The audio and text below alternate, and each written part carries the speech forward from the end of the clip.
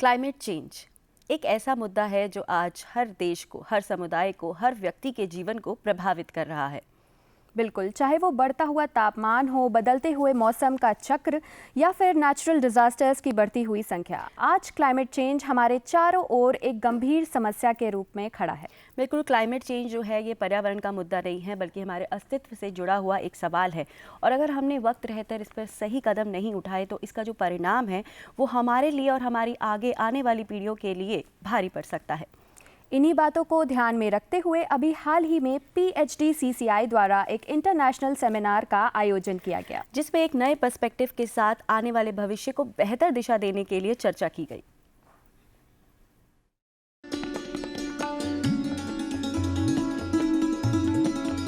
पिछले एक दशक में भारत के इथेनॉल मिश्रण के कारण विदेशी मुद्रा में 1.5 लाख करोड़ रुपए की बचत हुई है और 426 lakh metric ton carbon dioxide उत्सर्जन में कमी आई है, जिससे देश में ऊर्जा सुरक्षा और स्थिरता बढ़ी है। बायो इथेनॉल गैसोलीन LPG का एक शानदार विकल्प बनकर उभरा है, क्योंकि ये नवीकरणीय, स्वच्छ और सस्ता है और जो ऊर्जा सुरक्षा और कार्बन कम करने के लिए महत्वपूर्ण है। इसी संबंध में PHDCCI 4th international climate summit का आयोजन किया गया। डेंटेड कॉर्न इथेनॉल विषय पर केंद्रित इस अंतर्राष्ट्रीय सम्मेलन में कई विषय विशेषज्ञों ने भाग लिया और केंद्र सरकार में सड़क परिवहन और राजमार्ग मंत्री नितिन जयराम गडकरी मुख्य अतिथि थे। PHDCCI 4th international climate summit का शुभ आरंभ दीप प्रज्वलन के साथ हुआ।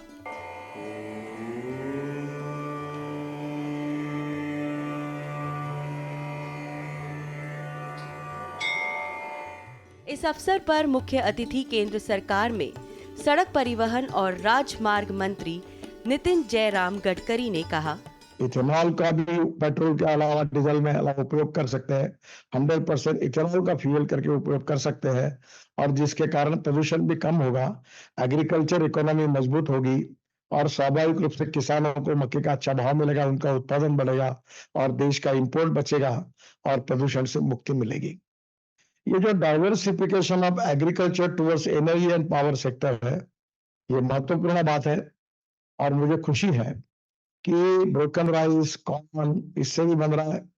एक स्वीट सोरगम करके आता है जिसका धाना गन्ने का होता है और कनिस ज्वारी का होता है। स्वीट ज्वारी, उसको स्वीट सोरगम के रूप में कहा जाता है।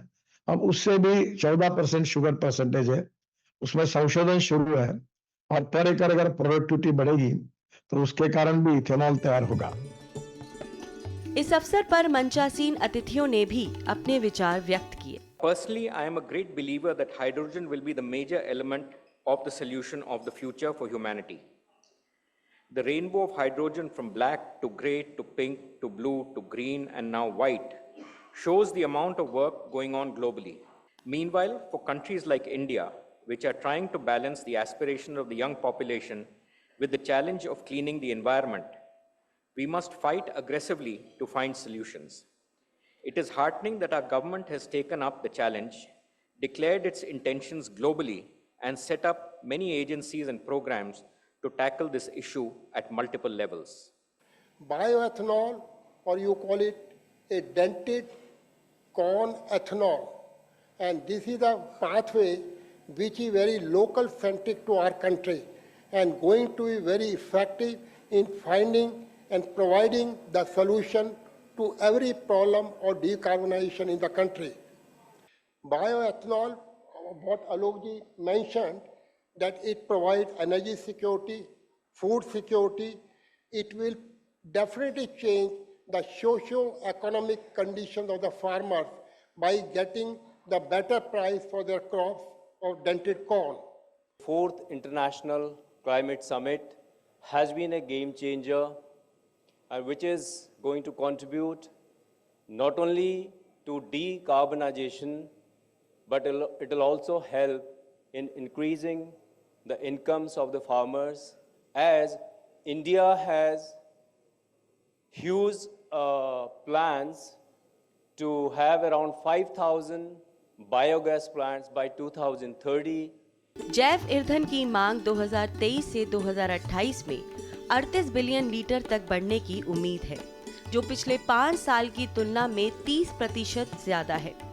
भारत को इथेनॉल में आत्मनिर्भर बनाने के लिए मकई इथेनॉल की जरूरत है। मजबूत जैव ईंधन नीतियों से परिवहन, खाना पकाने और टिकाऊ विमानन ईंधन की मांग बढ़ेगी।